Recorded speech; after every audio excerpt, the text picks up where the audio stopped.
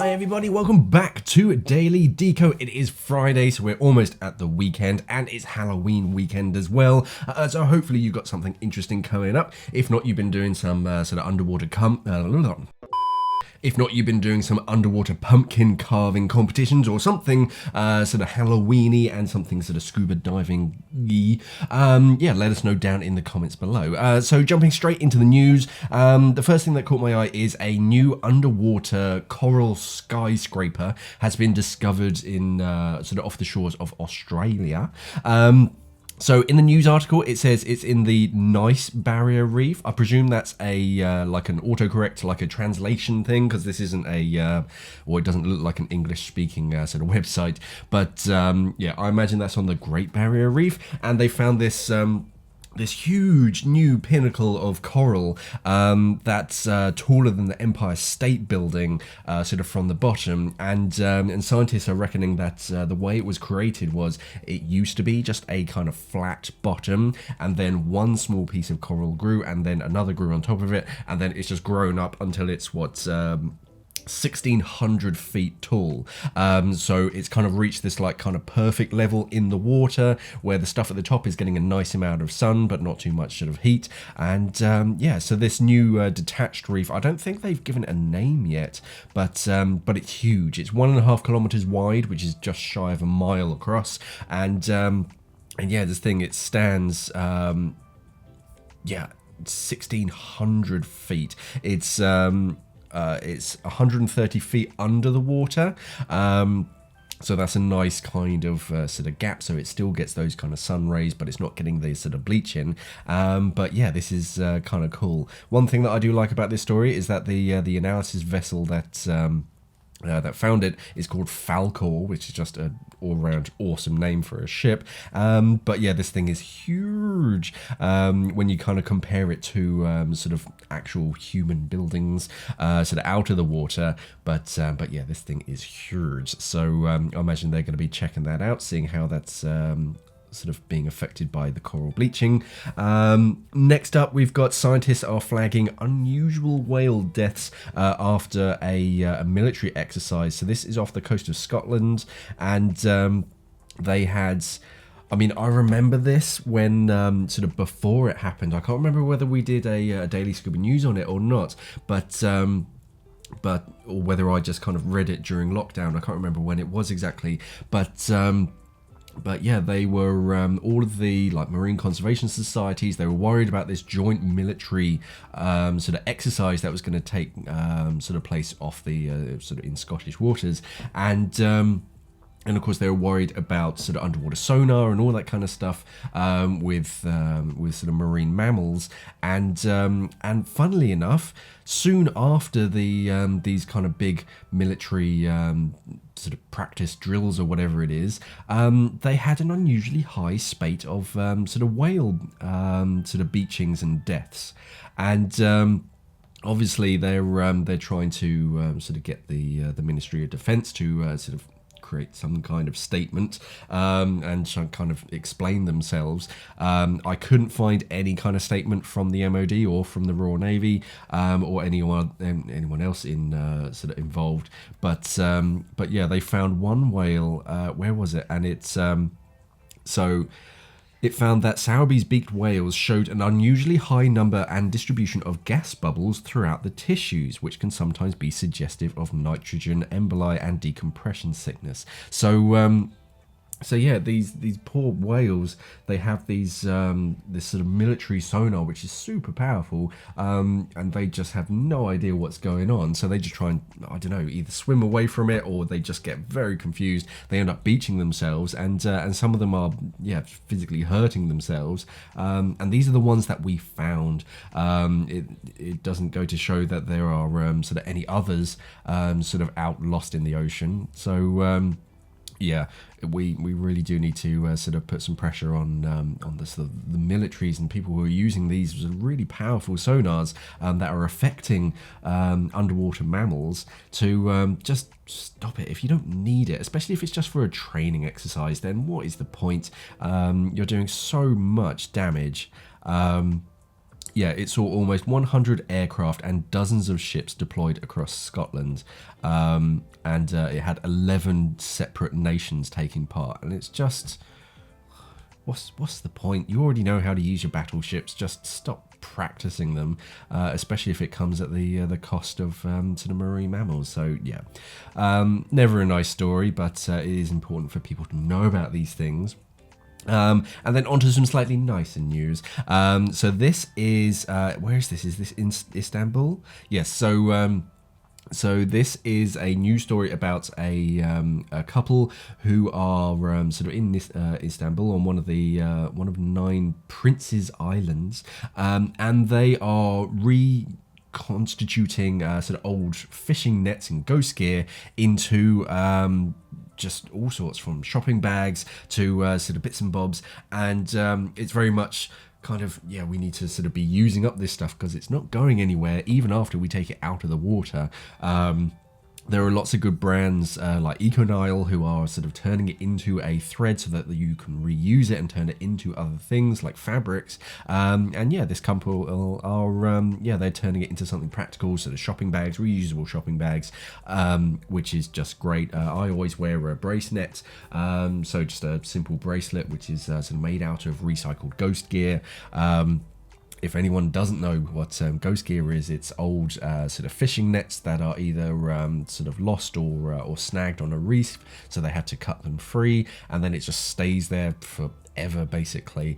And a lot of decent sort of charities and whatnot, they're actually sending scuba divers in to go and collect this and sort of survey it, collect it, sort of lift it up to the surface. It then gets cleaned, and yeah, people like this, they're turning it into something practical, and yeah, it's good for the environment. So we do need to encourage this. If you are in Turkey, sort of around there, see if you can find them. I'll try and put a link down in the below so that you can sort of see their wares. And yeah, hopefully we can, because the more you buy, it means that the more nets they have to lift out of the water. So yeah, it's good all around.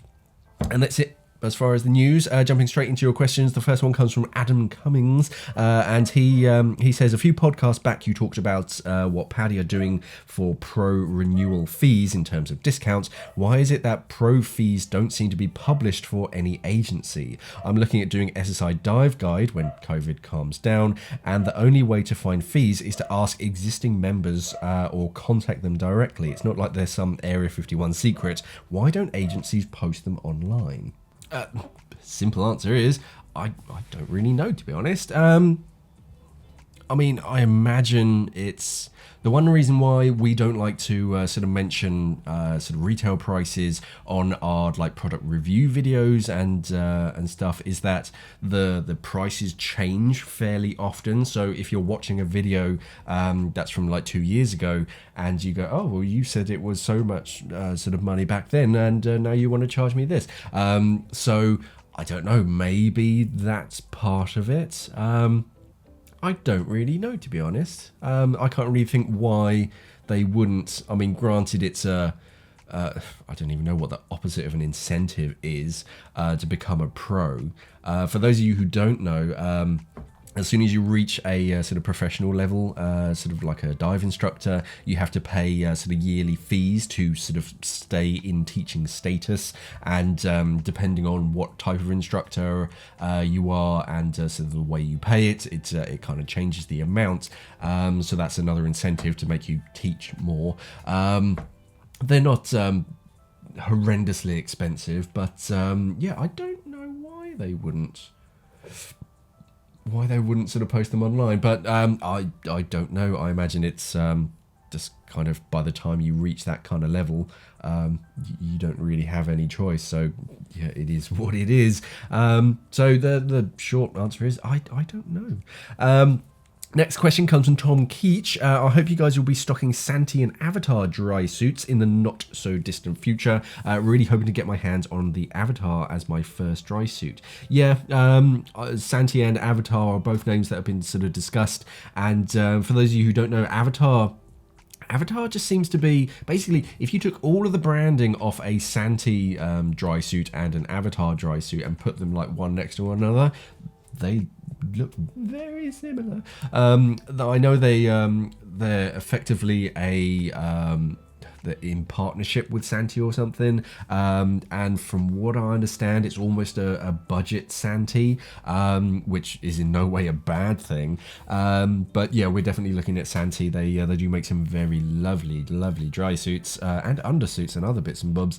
And yeah, Avatar, from what I've seen, it's only kind of a single suit, but yeah, it's got all the same kind of hallmarks of a Santi dry suit. It just doesn't have Santi written on it.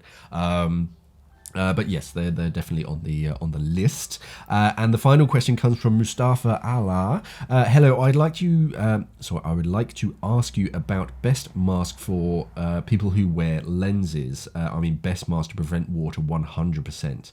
I mean, even a submarine won't prevent water 100%. So we'll never guarantee that you'll never get water inside of your mask. Best mask for people who wear lenses. The Tusa Cios, the Freedom, that was always very, very popular because it's a very classic mask. And you can have a sort of very generic lenses just kind of off the shelf. It's like +2.5 or minus whatever, and they were sort of asymmetrical, so you could sort of swap them over. You could have what's it called, bifocal lenses as well, and it was really easy to kind of swap those lenses over. If you have a slightly complicated sort of prescription, because those lenses, they only sort of corrected the spherical reading on your prescription. So if you have any kind of sort of axis or complicated things on your actual prescription, it's actually worth just going around and sort of searching online. I used to like a company, I believe they're called Axis Optical. I think they changed their name recently though, but I think if you search for Axis Optical, it should sort of come up. And they literally make a brand new lens just for you, so you can buy pretty much any mask out there, just find one that fits you perfectly, and then you contact this company, you send them your mask along with your prescription, and they will put they don't replace the lens. What they do is they put a new sort of section of glass on the inside, which makes it your prescription. So it's very sort of tailored. It is more expensive, but it's a lot more work and it's sort of a higher sort of cost. So if you don't think that your prescription is going to change very much, they're definitely worth looking into. And they are scuba divers, so they know exactly what they're doing as far as the sort of the magnification of the water, how it sort of affects your prescription, and what you should sort of get in your lenses. So it is worth paying and sort of investing that little bit more if you do need it. But if you just have a fairly basic sort of prescription, then yeah, something like a Tusa Cios or a Scuba Pro Spectra. I think you can change the lenses on the Spectra. They're a good looking mask as well. Yeah, other than that, you can get a Tusa Universal kind of optical frame kit. It's like a small pair of glasses with kind of legs sticking out of it, and then you put that in a single lens mask, and it basically just puts lenses in front of your eyes. But yeah, you do have lots of options. The best option is to go to a sort of a custom-made sort of option, but of course it's expensive. But if you just need something sort of fairly basic, yeah, something like a Tusa Cios or a Scuba Pro Spectra.